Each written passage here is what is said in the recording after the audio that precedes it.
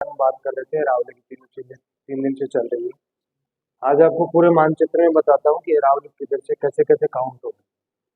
ठीक है, उसके बाद में उसके मैदानी क्षेत्र का और पठारी क्षेत्र का दोनों का दिन करेंगे, क्योंकि पठारी क्षेत्र भी हमें पढ़ना है और मैदानी क्षेत्र भी हमें पढ़ना है। तो दोनों सारी जो भी चीज़ें हैं वो इसमें क्लियर हो जाएंगी। जैसे ही क्लियर होते हैं तो उसके बाद हम जिले वाला पोर्शन लेंगे और जिले वाले पोर्शन आपको मैप की सहायता से समझाएंगे। मेरे हिसाब से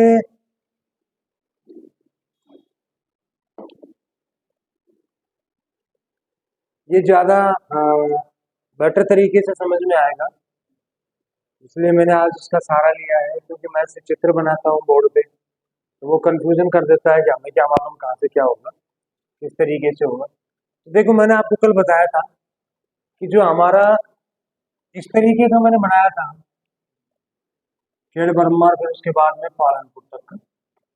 आज उसी चीज को मैं क्लियर करके बताता हूँ कि कैसे इसकी गणना हो। देखिएगा, यहाँ से देखिए अब जैसे यहाँ से देखेंगे तो आपको सबसे पहले पकड़ना है ये वाला क्षेत्र। यहाँ से ये चल रहा है, ये हरियाणा से हम घुस गए। ये बिल्कुल जयपुर के किनारे किनारे किनारे किनारे आपको चलना है, यूं ऐसे ऐसे करके पूरा करते हुए आ जाओ आप नीचे की तरफ। इन जिलों को पाली वाली जो भी हैं इनको ऐसे करते हुए यूं करते हुए यूं आ जाओ, ये बनता है। अब आपका एक डायग्राम ये बना।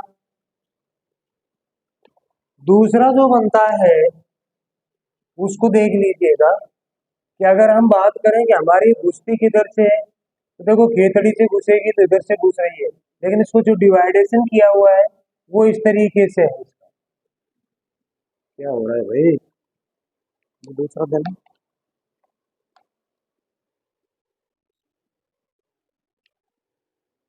अगर हम इसको इस तरीके से लेंगे, यहाँ से ऐसे चलते हुए चलेंगे, ये अजमेर आ गया, फिर पाली को यूं ले लो, ठीक है, फिर सिरोही को यूं कवर करो, बस। ये जो एरिया है, कहाँ जाना है मुझे,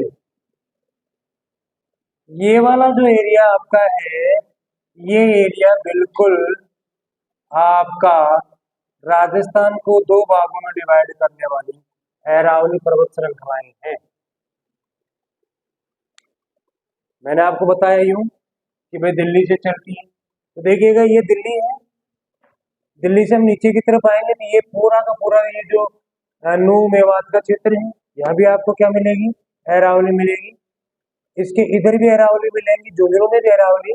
लेकिन जो एक समानांतर रेखा से खींची हुई है, इस तरीके से इसको बांटा गया है। तो देखिए, ये जो रेखा खींची हुई है, इसका मतलब है कि ये राजस्थान को दो भागों में डिवाइड कर रहे हैं। ये अदन की दृष्टि से बटी हुई चीजें हैं।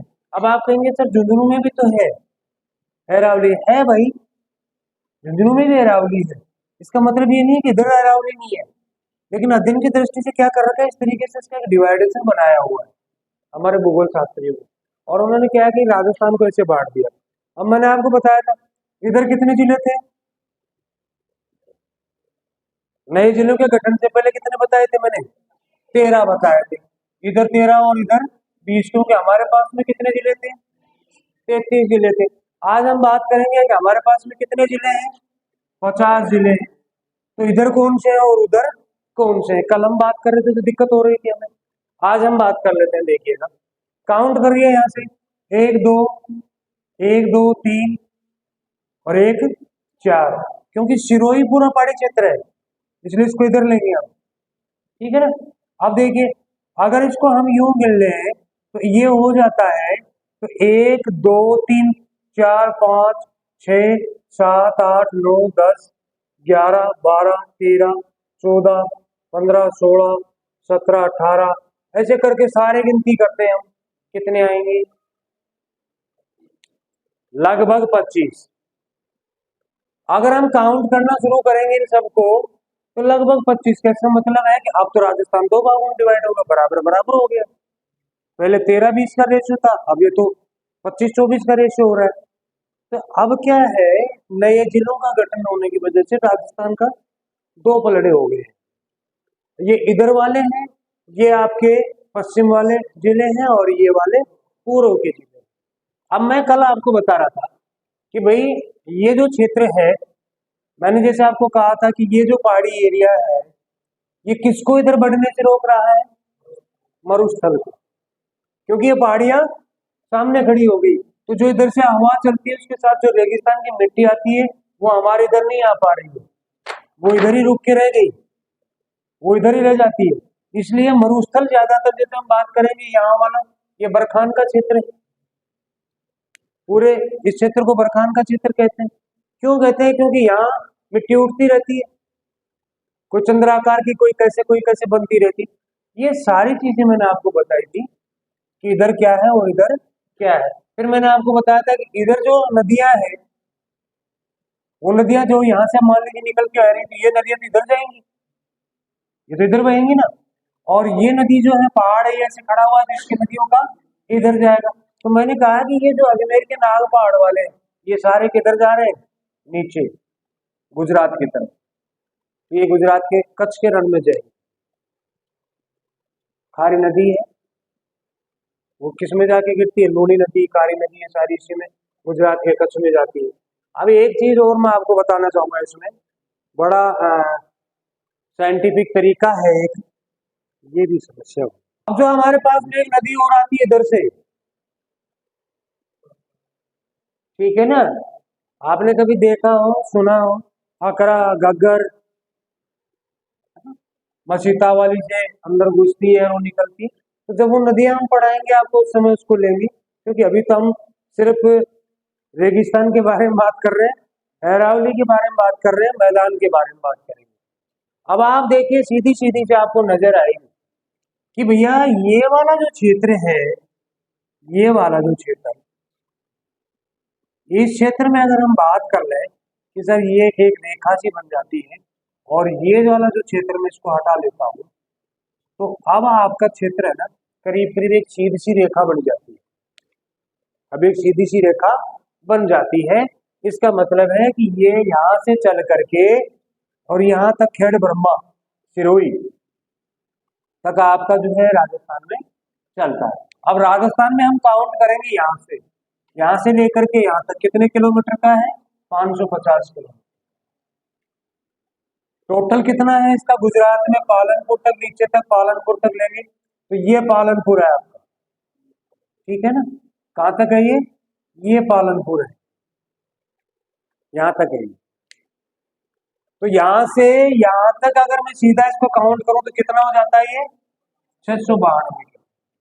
कोई कंफ्यूजन हो तो पूछ लीजिए। अभी मानचित्र से क्लियर हो जाना चाहिए अब आप लोगों का कि भाई ये यहाँ से चलती है रेखा, और इस तरीके से ये, मतलब आपको कुछ नहीं करना है, आपको एक सीधी सी रेखा बनानी है बस।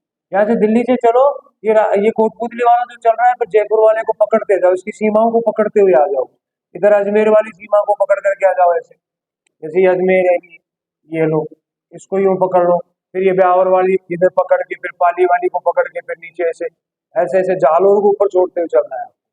जालोर इसमें नहीं आया, जालोर को ऊपर छोड़ दें और बिल्कुल ये बाउंड्री बाउंड्री से यूं करके और पालनपुर तक आ जाए। ये आपको विभाजन रेखा है अरावली पर्वतमाला की, जो पूर्व और पश्चिम में राजस्थान को डिवाइड करती है। अब मैं आज जो बात करने वाला हूँ, इस एरिया में कितनी जनसंख्या निवास करती है? इसमें कितनी जनसंख्या निवास करती है? 40%। और इसका एरिया कितना है? हाँ, मैंने लिखवाया था ना 9.3, ये 9.3 है। अब मैं बात करूंगा इस मैदान की कि यहाँ कितना रहता है, तो यहाँ कितना आ जाएगा? 23.61, यानी ये मैदान हो जाएगा ना, ये वाला क्षेत्र, इसको हम पूर्व का मैदान बोलेंगे। इधर तो ये रेगिस्तान आ गया और ये अरावली का क्षेत्र है, ठीक है। तो अब ये पूर्व का मैदान हो गया। घाट वगैरह भी बताओगे या फिर रहने दो, वो तो कंप्लीट हो ही जाता था, क्योंकि आप जिस घाट की बात कर रहे हैं वो तो यही आ गया, ये वाला ही क्षेत्र है। यहाँ से प्रसार हो गया कि नहीं हो गया? अब जैसे विराटनगर की तरफ चले गए, अलवर की तरफ चली गई एक रेखा, तो यहाँ से अरावली इधर चली गई, और ये अरावली श्रृंखलाएं खेतड़ी और नीम का दाना की तरफ चलेगी, जंगलों की तरफ चलेगी। फिर थोड़ा सा अगर हम बात करेंगे तो यहाँ से सीकर की तरफ भी है, फिर कुछ कुचामन डीडवाना की तरफ भी है, तो कुछ नीचे की तरफ भी है। तो ऐसे छुटपुट करके तो सभी जगह और चलती रहेंगी। ये तो सब तरफ चलेंगी, ऐसे नहीं है कि सब तरफ नहीं चलेंगी, ये तो चलती रहेंगी ऐसे छोटी छोटी। तो लेकिन जो मेन रेखा है वो इस तरीके से डिवाइड की हुई है। अब हम बात कर रहे हैं पूर्व की, तो पूर्व का मैदान आपके सामने है कि भाई ये पहाड़ है तो ये मैदान है। अब इसको चंबल और यमुना का मैदान भी बोल देते हैं, उसका बेसिन भी बोल देते हैं। क्यों? क्योंकि चंबल नदी जो है वो यहाँ से घुसती है। अब आप देखिए चंबल कहाँ से आती है, अब आप लोग देखेंगे तो नीचे एमपी है ये, ठीक है ना। अब एमपी से चंबल चलती है, ये देखो ये चल रही है, ये लो ये गई, और बिल्कुल ये सीमा सीमा सीमा सीमा पे चलती है, ये गई। ये आपकी चंबल नदी है जो हमारी बिल्कुल एमपी से सीमा बनाती हुई ऐसे ही, समझ गए। अब ये पूरा का पूरा क्षेत्र जैसे नीचे से चलेगा, ऐसे ही एक चीज और चलती है नीचे से, एक और आती है, उसको हम कहेंगे माही नदी। वो ये लो, ये यहीं से घुसी और यहीं से वापस निकल गई। माही बजाज परियोजना इसी पे बनी हुई है। तो कई बार पूछ लिया जाता है कि राजस्थान की ऐसी कौन सी नदी है जो राजस्थान की सीमा को 2 बार काटती है या कर्क रेखा को 2 बार काटती है। ये क्वेश्चन बहुत बार रिपीट हुआ है कि ऐसी कौन सी नदी है जो कर्क रेखा को 2 बार काटती है। अब कर्क रेखा देखो कहां से जाती है, अब बहुत से बच्चों को पता नहीं है कर्क रेखा कहां से जा रही है। ये कर्क रेखा जा रही है, अब ये कर्क रेखा है, ये बिल्कुल आपके डूंगरपुर को टच करती हुई बांसवाड़ा से निकल गई है। अब ये जो ट्रॉपिकल कंसर है आपका निकल के जा रहा है, तो देखिए इसको 2 बार कौन सी नदी काट रही है, ये काट दी माही एक बार। फिर ये क्या है, उपरमाल का पठार है, तो इसका मतलब है ये ऊंचा है, तो ये पानी यहाँ तक तो आया जहां तक नीचे आई, लेकिन यहाँ से पानी वापस घूम करके नीचे की तरफ एमपी में ही चला जाता है। इसलिए माही परियोजना एमपी और राजस्थान की परियोजना है, क्योंकि इन दोनों जिलों दोनों राज्यों का ही सिस्टम है इसके ऊपर। लेकिन जो आपकी चंबल नदी है ये बिल्कुल इधर से निकल के जाती है, और ये निकलती हुई कहाँ कहाँ जा रही है इसको थोड़ा सा यूं कर लीजिए, क्योंकि ये जो सीमा है ये कोटा की सीमा है, और ये कोटा के अंदर से यूं जाती है, समझ गए। कोटा चंबल नदी के किनारे पे है। तो ये जो पूरा का पूरा सिस्टम है, अब ये पूरा सिस्टम हमारा इस तरीके से है कि भाई ये नदियां इधर से जा रही हैं। अब मैं आपको बात करूंगा कि पूर्व के मैदान में, आपने कहा कि चंबल का बेसिन कैसे हुआ सर, देखिए अब जो आपका विंध्याचल पर्वत की जो श्रृंखलाएं हैं वहां से निकल के आ रही है चंबल, और अभी जो आपका ईस्ट कनाल का जो सिस्टम चल रहा था, ईआरसीपी नाम सुना होगा ना, ईआरसीपी का नाम सुना होगा, पूर्वी नदी कनाल का जो प्रोजेक्ट है, यानी ईस्ट रिवर कनाल प्रोजेक्ट, ईआरसीपी का पूरा नाम है ईस्ट रिवर कनाल प्रोजेक्ट जो है वो इसी नदी को लेकर के हम चला रहे हैं।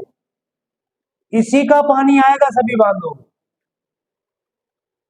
कुछ पानी इधर से हम लेंगे इधर, कुछ पानी यह हरियाणा से आएगा। अभी जो हमारे पास में पीने का पानी आ रहा है, जैसे मलसीसर से झुंझुनू केतली इधर जो नहर वाला पानी आ रहा है, वो मलसीसर बांध में पानी डाला गया है और उससे पानी को लिफ्ट करके लाया जा रहा है। उसमें हमारे जो पीडब्ल्यूडी के मिनिस्टर थे उन्होंने इसको लोकार्पण किया था, बहुत अच्छा पानी आ रहा है उसमें नहर का, यानी पीने का पानी।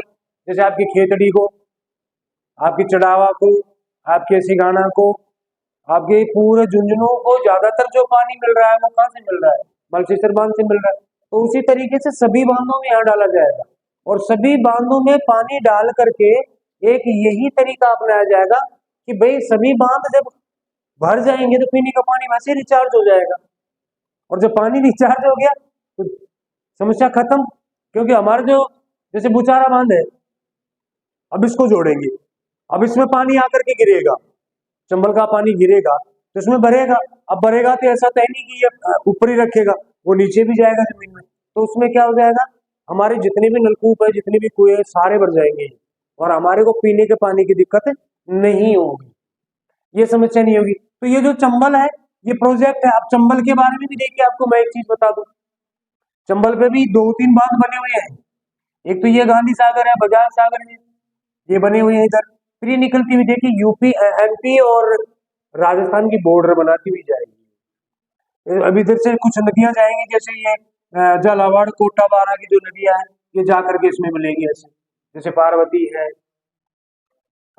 काली सिंध है, वो सब नदियां इसमें मिलेंगी, आगे चली जाएगी। आपकी जो बाणगंगा है वो कहाँ से निकल के जाती है, ये गई, ये गई देखो, और ये जाके इसमें मिल जाएगी। तो ये नदियां जो है ये पूर्व का बेसिन है, ये पूर्व वाला क्षेत्र है, ये मैदान है, सबसे ज्यादा उपजाऊ है ये। अब जब किसी नदी का पानी किसी क्षेत्र में जाता है तो देखो वहां दो प्रकार की चीजें होती है। पहले नंबर पर तो क्या होगा, या तो उसको हम बांगड़ कहेंगे, या उसको हम क्या कहेंगे, खादर कहेंगे। 3-4 शब्द आपने सुने होंगे, एक तो होता है बांगड़, एक होता है खादर, और एक होता है खातड़ी। ठीक है, अब ये आपने सोचे होंगे। तो देखिए ये जो क्षेत्र है हमारा, ये वाला क्षेत्र जिसमें केवल आप किसको छोड़ दें, ये वाला जो क्षेत्र है, ये वाला, एक तो ये क्षेत्र छोड़ दो, ठीक है। दूसरा, इस क्षेत्र को छोड़ दो,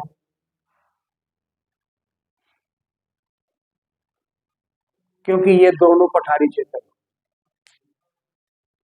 समझ रहे हो, ये दोनों कैसे क्षेत्र है, पठारी क्षेत्र है। इनको छोड़ करके ये जो पूरा बेल्ट अब आपका बच गया है यहां तक आर पार, ये पूर्व का मैदान कहलाएगा।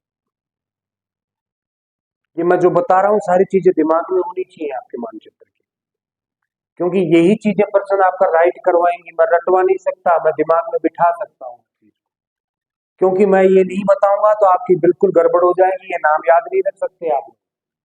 3 जिले ऐसे हैं आपके, यहाँ से झालावाड़, कोटा, बारा, ये 3 जिले नीचे के, लेकिन बूंदी भी है इसमें, हल्का सा बूंदी का क्षेत्र, वैसे पूरा ही माना जाता है, क्योंकि कोटा के साथ हमेशा कौन आती है, बूंदी। इसलिए आप ये मान लो कि ये 4 जिले तो आपको कंप्लीटली पठारी क्षेत्र में ही गिनना है। इधर ये 3 क्षेत्र है, ये भी आपको पठारी क्षेत्र में ही गिनने हैं। ये बिजोलिया का पठार आपने सुना होगा, बिजोलिया आंदोलन सुना होगा ना। ऊपरमाल का पठार आपने सुना होगा, ये बिजोलिया यही है जहां आंदोलन चले थे राजस्थान के। सबसे बड़ा किसान आंदोलन और सबसे लंबा चलने वाला किसान आंदोलन बिजोलिया का था, वो यही था।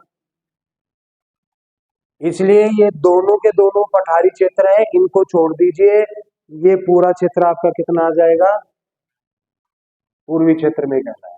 अब इसमें देखो कितना क्षेत्र आता है, इसका पूरा क्षेत्र कितना आ जाएगा, 23.6। ये 23.6 एकड़ जो है क्षेत्रफल को कवर करता है। नीचे अगर इन दोनों की बात करेंगे तो देखिए मैंने इसका कितना बताया था, 9.3। इसके इधर वाला कितना था, 9.3 था। ये वाला यही लिख देते हैं इसको, 9.3। ये 23.61 है। तो अब ये कितना रह जाएगा बताइए जरा, ये कौन से क्षेत्र को करेगा, देखिए ये दोनों मिलकर के आपको जो आंकड़े देंगे वो देंगे 9.6 का।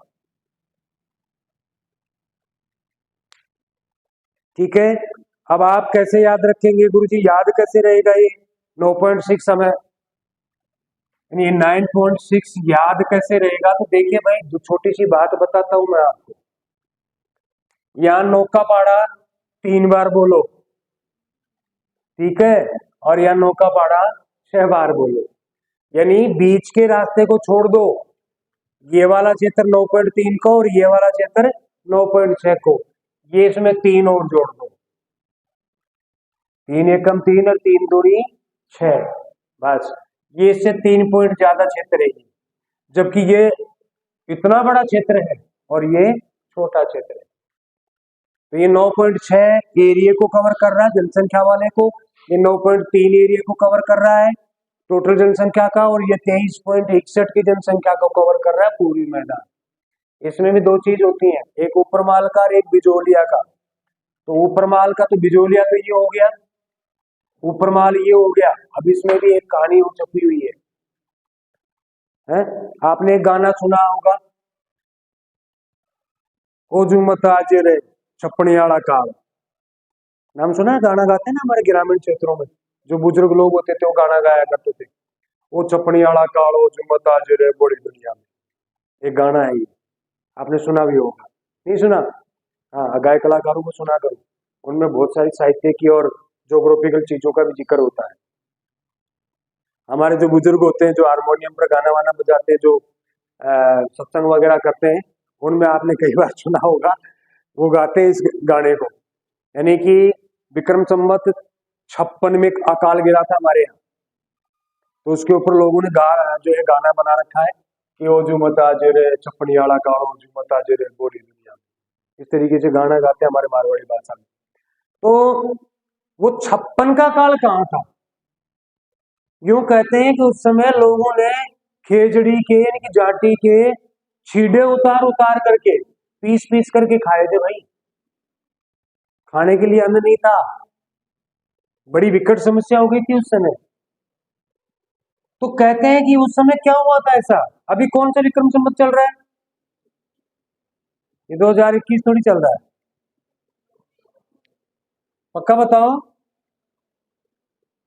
2024 में 57 जोड़ो कितने हो गए? और अभी चल रहा है कौन सा है? 82 84। 2024 में 57 जोड़ दो, 7 और 4 11, 1 5 और 2 7 और 1 8, 2081, यानी अभी क्या चल रहा है? 83 शुरू हो जाएगा, 83 शुरू हो जाएगा। अब मैं बात करूंगा कि भैया ये चक्कर क्या है, ये 56 का पाड़ा कहां से आ गया? तो देखिए, पूर्वी मैदान को अगर हम पढ़ेंगे, उसके बाद पठारी मैदान को हम पढ़ेंगे, तो भैया 56 को तो जरूर आपको याद रखना ही पड़ेगा। एक आपको याद रखना पड़ेगा हाड़ौती, और एक आपको रहे क्या बोलते हैं उसको, बागड़। अब अमूमन जो चीज है, इन दोनों चीजों में एक बड़ा विचित्र मामला हो जाता है। हम अक्सर बोलने में बागड़ जोधपुर वाले क्षेत्र को मानते हैं कि जैसे मारवाड़ी आ गए, बागड़ से आ गए। जैसे हमारे यहाँ गाय चराने वाले आते हैं, भेड़ चराने वाले आते हैं, तो हम एक शब्द बोल देते हैं कि यार बागड़ से लोग आए हुए हैं, समझ गए? लेकिन भैया वो बागड़ के नहीं है, बागड़ शब्द हमारे नॉलेज में अलग से होना चाहिए। बागड़ शब्द है यहाँ, ये बागड़ क्षेत्र है, हाड़ौती क्षेत्र है ये, इसको हाड़ौती बोलते हैं, समझ गए? जांगल प्रदेश है ये, समझ गए? इसको क्या बोलोगे? हनुमानगढ़ वाले को, इसको आप देखो, मैं 2 3 चीजें बताता हूँ, उसको थोड़ा ध्यान से सुनिएगा। इसमें प्रतापगढ़ में और चित्तौड़गढ़ में, इसके आसपास बांसवाड़ा के आसपास में 56 गांव निवास करते हैं। कितने गांव निवास करते हैं? 56 गांव। और इन गांवों में अकाल गिर गया, इसलिए उसको 56 के अकाल के नाम से जानते हैं। ये 56 गांव है, प्रतापगढ़, बांसवाड़ा और आपके सलूम्बर और डूंगरपुर के बीच में जोड़ करके 56 गांवों का एक समूह है, इकट्ठे हैं ये गांव। इनमें अकाल गिर गया तो इनको बोलते हैं 56 यादा गांव। तो ये गांवों का समूह 56 का समूह है, इसको ही बागड़ बोलते हैं। क्या बोलते हैं? बागड़ बोलते हैं। और बागड़ का मतलब ये नहीं है कि ये सूखा खाता है, ये क्षेत्र का नाम है। अब मैं बात करूंगा कि देखिए 2 3 चीजें ऐसी हैं, जैसे अभी आप ऊपर माल की बात कर रहे थे, तो मैं आपसे पूछूंगा कि मालवा कहाँ है फिर? तो मालवा तो एमपी में है। जब इन लोगों के पास में चराने के लिए पशुओं को कोई चारा नहीं होता है, तो ये लोग क्या करते हैं, राजस्थान वाले यहाँ से निकल करके और एमपी की तरफ, उज्जैन की तरफ जाना शुरू कर देते हैं। तो ये आपका क्षेत्र मालवा का क्षेत्र। यहाँ क्या होता है आपको पता है, चंबल का पानी है, और चंबल के पानी से यहाँ क्या होती है, पैदावार होती है, हरा भरा रहता है, इसलिए यहाँ मवेशियों को ले जाते हैं और चराने की दिक्कत खत्म। समझ गए? आपने जैसे एक फिल्म आई थी देवनारायण, उसमें देखा हो तो कुछ गायों को लेकर के देवनारायण के जो पुजारी हैं वो मालवा की तरफ जाते हैं। तो मालवा एक बहुत ही उपजाऊ जमीन है, हरा भरा क्षेत्र है वो। मालवा का पठार जिसे उज्जैन कहते हैं, जहाँ के बाबा भर्तृहरि थे, जहाँ महाकाल का मंदिर है, वो मालवा में आता है। मालवा का पठार, तो मालवा का पठार नीचे, ऊपर माल का पठार ऊपर है। ठीक है, ये दोनों तीन चीजें याद रखना। अब बात आती है सर पठार किसको कहें? तो भाई देखो, हम जैसे मान लो यूं जा रहे हैं और एकदम से गड्ढा आ गया। पठार क्या होता है, पठार की आकृति होती है ऐसे, और पहाड़ की आकृति होती है ऐसे। पठार जो होते हैं वो ऊपर से समतल होते हैं। अब जैसे हम बात करें पठार की भूमि का पता कैसे चलेगा सर? आप कभी सोना तावड़ा जाओ तो सोना की घाटी को देखना। जब हम इधर से जाएंगे तो हमें ऐसे लगेगा कि हम बिल्कुल पैरेलल पैरेलल चल रहे हैं, लेकिन जैसे ही वो घाटी खत्म होगी, जैसे ही घाटी मान लो इधर से आप गई, ये जमीन हमारे बराबर ही इधर थी, लेकिन जैसे ही पहाड़ी खत्म होगी एकदम से गड्ढा आएगा, उसमें ऐसे ऐसे घूम घूम करके नीचे उतरना पड़ता। बताओ, यही पठार है, एकदम से यू नीचे, इधर बराबर इधर गड्ढा, ये पठार हो। और बड़ी ताज्जुब की बात होती है कि इधर भी वाटर लेवल उतनी गहराई पे खोदने पे आ रहा है, और नीचे भी इतना भी, यहाँ भी खोदोगे तो उतनी गहराई पे आ रहा है, जबकि यहाँ तो नीचे नहीं आना चाहिए था। भाई ये ऊपर है, ये गड्ढा है, ये तो बढ़ जाना चाहिए था पानी का, लेकिन ऐसा नहीं। ये प्रकृति ने बड़ा विचित्र मामला बना रखा है। तो ये मैं समझता हूँ समझ में आ गया होगा, यहाँ तक समझ में आ गया होगा। तो मैं